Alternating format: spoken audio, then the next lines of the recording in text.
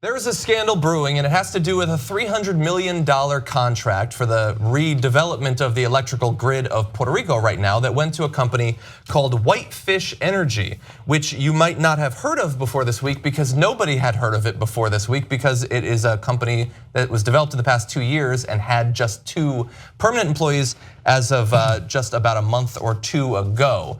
And that scandal's looking even worse today because a copy of the contract that they signed with one of the commissions having to do with that redevelopment of Puerto Rico has been leaked, and some of the provisions of it are ridiculous. We're gonna break down 2 on the show today. Here is a discussion with a spokesman for Whitefish Energy over the first provision.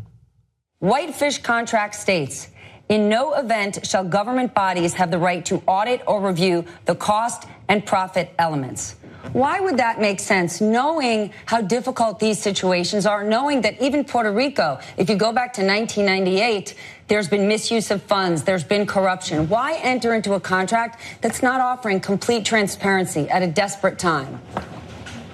Stephanie, the contract was done in good faith with PREPA and the procurement people at PREPA. The contract speaks for itself as the ability to get the work done.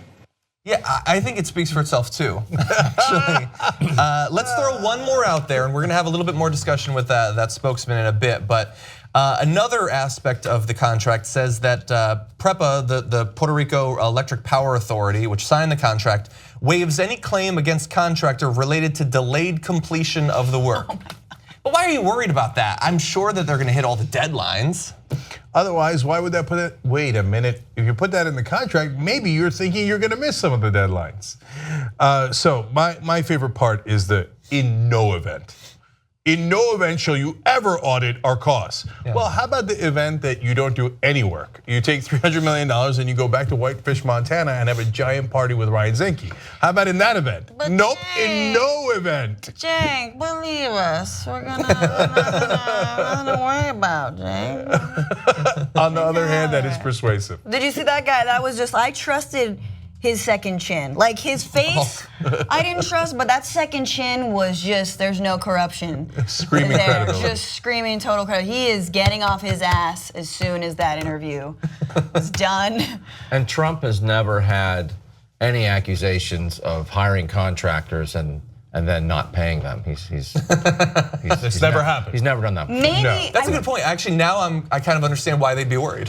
Yeah. But it's also They're dealing with ridiculous. Trump. You see the way that Iraq and Afghanistan have been given hospitals that are not in use, or like they were built and then actually they're not people or patients to even utilize those hospitals. I mean, I feel like if we could just find a way to reverse invade Puerto Rico or restage this whole thing, rebuild it, then there would actually be some kind of some real help there. What's ridiculous to me though is that I remember doing a story before a week after the hurricane, thinking, man, this is the opportunity that so many energy companies have wanted to privatize PREPA, right? This failing national electrical grid that everyone knows needed to be fixed, and a lot of people are licking their chops at this deal, and it goes to the least qualified and the most nepotistic, possible company, which I think took us all for one, because it was like, well, we know there's gonna be something messed up with all this privatization. Someone's gonna get rich off of Puerto Rico, but at least maybe people will actually, get the lights on a month later. Yeah. It's a great answer to the question of how in 2017 can we have a whole fresh new wave of colonialism?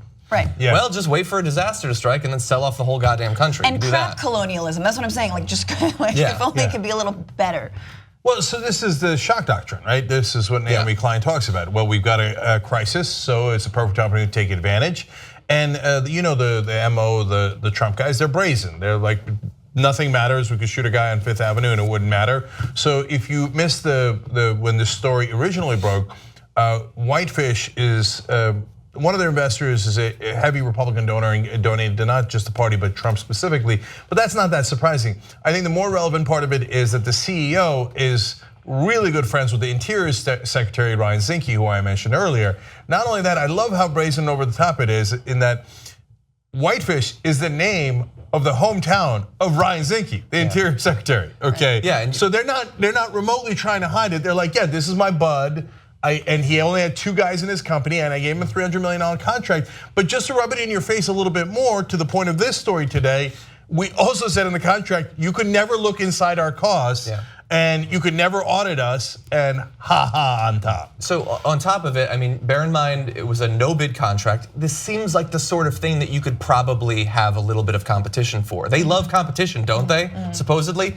And I had missed this fact. Actually, Stephen Colbert mentioned this on a show yesterday, that Zinke's son had a summer job at a Whitefish construction site, which is weird, obviously. It does make me feel a little bit better that they have apparently actually had a construction site in the past. I didn't believe that would be the case. But anyway, with all of this and all of our concern about the likelihood that in this particular case and more broadly, it looks like the MO of the government right now is to just hand every single dollar off to these private corporations. We're very worried about that. Thankfully, there are some investigations into this particular one. 2 House committees and a federal watchdog have all opened investigations into the deal. San Juan's mayor has actually called for the deal to be voided. And FEMA put out a statement early today saying, based on initial review and information from PREPA, FEMA has significant concerns about how PREPA procured this contract and has not confirmed whether the contract prices are reasonable. FEMA officials said it is important for all applicants for FEMA public assistance to understand and abide by federal regulations for the funding. Otherwise they risk not getting a reimbursement from the federal government. Now, I don't know if the stipulations of the contract will actually stop the sort of investigation that we want to happen now, and understand that FEMA is not exactly some sort of independent player in all this. It is, of course, headed by another one of the people picked by Donald Trump.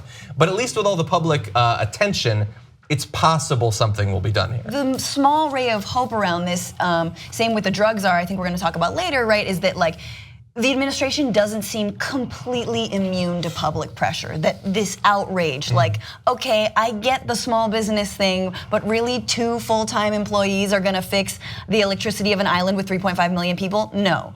So like for me it's like, maybe there's a learning curve. Maybe the building blocks are being put in the right order of the alphabet blocks. Yeah, I don't know. And to be fair to the Republicans, Republicans on the House Natural Resource Committee have also raised questions, and so they're saying like, this looks particularly fishy. Okay, and so we'll see if that makes a difference. But the bottom line is that there's a reason why they put stuff in the contract that you cannot look at what they're doing, because they didn't want you to be able to investigate what they're doing, given how fishy it is. Help us build independent media together. TYTnetwork.com/join.